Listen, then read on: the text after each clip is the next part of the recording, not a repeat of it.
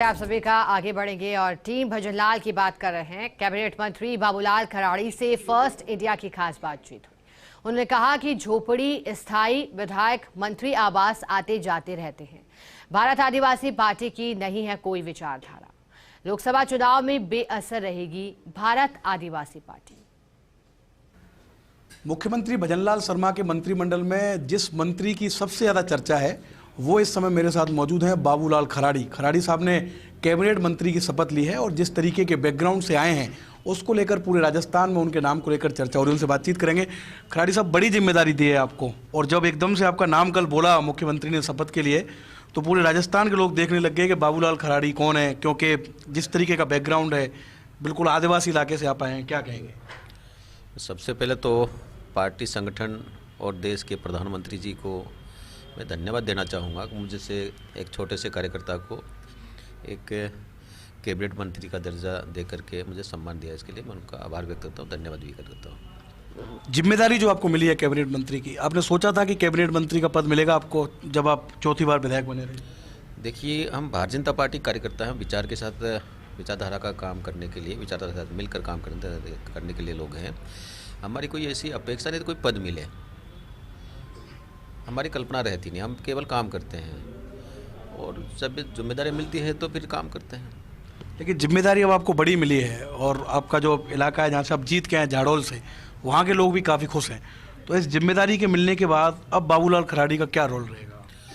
देखिए, हम सब लोगों की इच्छा ये है कि जिस क्षेत्र से मैं जीत कर आता हूँ वहाँ जनजाति बाहुल्य क्षेत्र है। वहाँ कई प्रकार की समस्या आज भी खड़ी है, कई प्रकार की चुनौतियाँ भी हैं।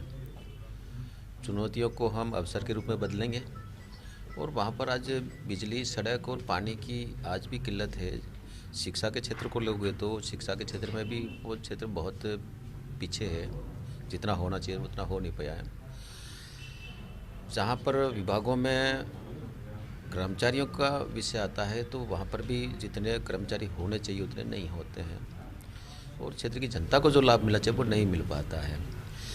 अब हमें जिम्मेदारी मिली, हम कोशिश ये करेंगे कि उस क्षेत्र में जिस प्रकार की आवश्यकता हमको लगती है, हमको महसूस होता है, उतना हम ठीक प्रकार से करके और गरीब को ऊपर लाने का हम काम करेंगे। क्योंकि हमारे केंद्र में गरीब कल्याण का ही रहता है। गरीब को गणेश मान करके सेवा करने का उद्देश्य हमारा है और जब तक गरीब हमारी की खाई समाज में नहीं मिटेगी तब तक देश और समाज आगे बढ़ नहीं सकता। तो हमारा उद्देश्य यही है।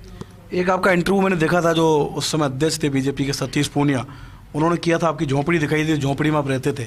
तो कौन कौन रहता है उस झोंपड़ी में बाबूलाल जी?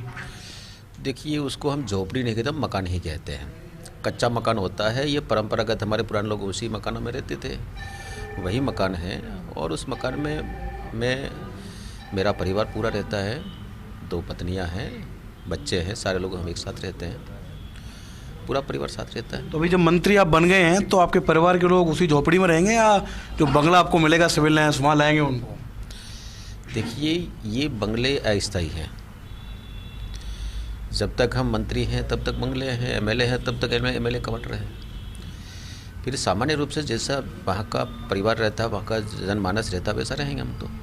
लेकिन थोड़ी बहुत उत्सुकता तो होगी ना आपके परिवार के लोगों में कि अब आप मंत्री बने हैं, बड़ा बंगला मिलेगा तो रहने तो आएंगे लोग उसमें? देखो, ऐसा हमारे वहाँ पर ऐसा न तो उनकी मानसिकता है, वो ग्रामीण परिवेश के लोग हैं, वो सामान्य रूप से रहना चाहते हैं, वैसे देते हैं।